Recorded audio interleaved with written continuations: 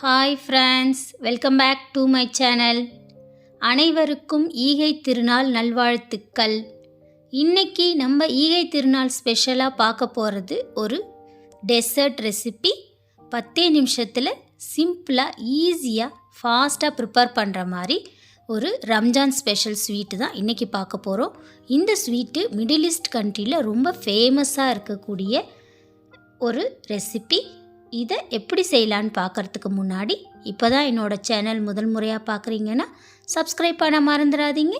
கூடவே bell சிம்பலையும் press பண்ணிக்கோங்க. அப்போ தான் என்னோடய அடுத்தடுத்த வீடியோ உங்களுக்கு நோட்டிஃபிகேஷனில் கிடைக்கும். இப்போ வாங்க ரெசிபிக்குள்ளே போயிடலாம். இதுக்காக நான் ஒரு பவுல் எடுத்துக்கிறேன். பவுலில் 4 டீஸ்பூன் அளவுக்கு பாஸ்மதி அரிசி சேர்க்குறேன். இதுக்கு பாஸ்மதி அரிசி தான் சேர்க்கணும், வேறு எந்த அரிசியும் டேஸ்ட்டு கொடுக்காது. அதனால் 4 டீஸ்பூன் பாஸ்மதி அரிசி எடுத்துகிட்டு தண்ணி ஊற்றி நல்லா 2 டைம் கழுவி எடுத்துகிட்டு வந்துடுறேன். நல்லா அதில் இருக்கிற ஸ்மெல்லாம் போகிற அளவுக்கு கழுவி எடுத்துக்கோங்க. திரும்பவும் தண்ணி ஊற்றிட்டு இதை குறைஞ்சது 2 மணி நேரம் ஊற வச்சிடலாம். அடுத்ததாக இன்றைக்கி நான் மாம்பழ ஃப்ளேவரில் இந்த ஃபிர்னியை செய்ய போகிறேன். இதுக்காக மாம்பழத்தை எடுத்துட்டு இதை கட் பண்ணி பியூரி பண்ணி எடுத்துக்க போகிறேன். நான் இதுக்காக எடுத்திருக்க மாம்பழம் அல்ஃபோன்ஸா. இது நல்ல வாசனையாக இருக்கும், டேஸ்ட்டும் அருமையாக இருக்கும். இப்போ மாம்பழ சீசனுங்கிறதுனால நமக்கு வெரைட்டி ஆஃப் மாம்பழங்கள் கிடைக்கிது. உங்களுக்கு கிடைக்கக்கூடிய ஏதாவது ஒரு மாம்பழத்தை எடுத்துக்கோங்க. அதை இந்த மாதிரி கட் பண்ணிவிட்டு பீசஸ் பண்ணி எடுத்துக்கலாம். அதோட தோல் இல்லாமல் ஃப்ளஷ் பார்ட்டை மட்டும் நான் கட் பண்ணி எடுத்துக்கிறேன். இந்த மாதிரி இதுக்கு நான் ஒரு மாம்பழத்தை கட் பண்ணி எடுத்திருக்கேன். டெக்கரேஷனுக்காக இன்னொரு மாம்பழத்தை உபயோகப்படுத்திக்கலாம். இப்போ இந்த கட் பண்ணி எடுத்த பீசஸை ஒரு மிக்ஸி ஜாருக்கு மாற்றிக்கிறேன். இப்போ இதை மாற்றிருந்ததை நல்லா பியூரியாக அரைச்சி எடுத்துகிட்டு வந்துடலாம். இந்த மாதிரி பாருங்கள், நம்ம மாம்பழம் நல்லா மிஞ்சி வந்துடுச்சு, அரைச்சாச்சு. இதை நான் ஒரு பவுலுக்கு மாற்றி வச்சுக்கிறேன். இப்போ மாம்பழ கலவை, மாம்பழ பியூரி ரெடி ஆகிடுச்சு. இதை ஒரு பக்கம் வச்சிடுறேன். அடுத்ததாக நம்ம ஊற வச்சுருந்த அரிசி 2 மணி நேரம் ஊறி ரெடியாக இருக்குது. இதை மிக்ஸி ஜாரில் சேர்த்து கொரப்பாக அரைச்சி எடுத்துகிட்டு வந்துடுறேன். நெக்ஸ்ட்டு ஒரு பவுல் வச்சிடுறேன் அடுப்பில். அதில் 3 கப்பு பால் சேர்த்துக்கிறேன். ஃபுல் க்ரீம் மில்க்கு, தண்ணி சேர்க்காமல் அப்படியே சேர்க்குறேன். இப்போ 3 கப்பு பாலை சேர்த்துட்டு அடுப்பை ஆன் பண்ணி இதை நல்லா கொதிக்க விடலாம். பால் சூடாகி கொதிய ஆரம்பிக்கட்டும். பாருங்கள், பால் கொதி வர ஆரம்பிச்சிச்சு. இப்போ அடுப்பை மீடியம் ஃப்ளேமுக்கு வச்சிடலாம். வச்சுட்டு இதை கலக்கி விட்டு நல்லா கொதிக்க விடலாம். 5லேருந்து 10 நிமிஷத்து அளவுக்கு பால் நல்லா கொஞ்சமாக சுண்டி வரட்டும். மீடியம் டு லோ ஃப்ளேம்லேயே வச்சுக்கோங்க அடுப்பை. இந்த டிஷ் நம்ம சிம்பிள் ஈஸி இருந்தாலும் கொஞ்சம் ஸ்லோ ப்ராசஸில் குக் பண்ணணும். அப்போ தான் டேஸ்ட்டு நல்லாயிருக்கும். ஸோ இப்போ 5 to 10 நிமிஷத்துக்கு இதை நம்ம லோ ஃப்ளேம்லேயே கொதிய விடுறோம். அந்த யாடை படர்ந்து வரும் மில்கில் இதை எடுத்து விடுங்க.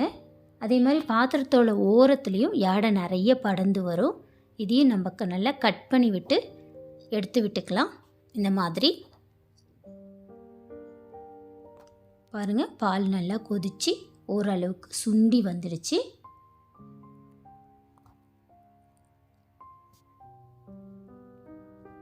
இது ரொம்ப பாரம்பரியமான ஒரு டிஷ்ஷு.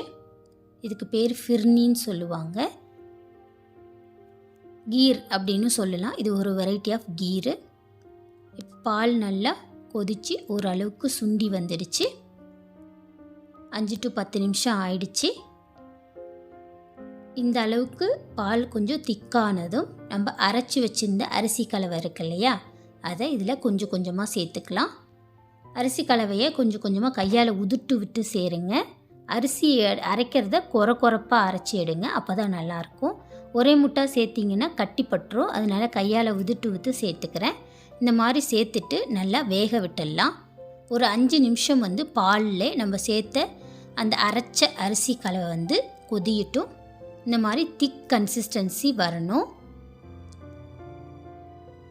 இப்போ நல்லா வெந்துருச்சு. இது கூட 1/2 கப்பு அளவுக்கு சர்க்கரை சேர்த்துக்கிறேன். உங்களுக்கு ஸ்வீட் கம்மியாக வேணும்னு நினைக்கிறவங்க அரை கப்பை விட கொஞ்சம் அளவு கம்மியாக சேர்த்துக்கோங்க. இது அரை கப்புங்கிறது நார்மல் ஸ்வீட்டில் இருக்கும். சேர்த்துட்டு இதை நல்லா கலக்கி விட்டுக்கலாம். சர்க்கரை கரைஞ்சிட்டு ஒரு நிமிஷம் கொதியிட்டும்.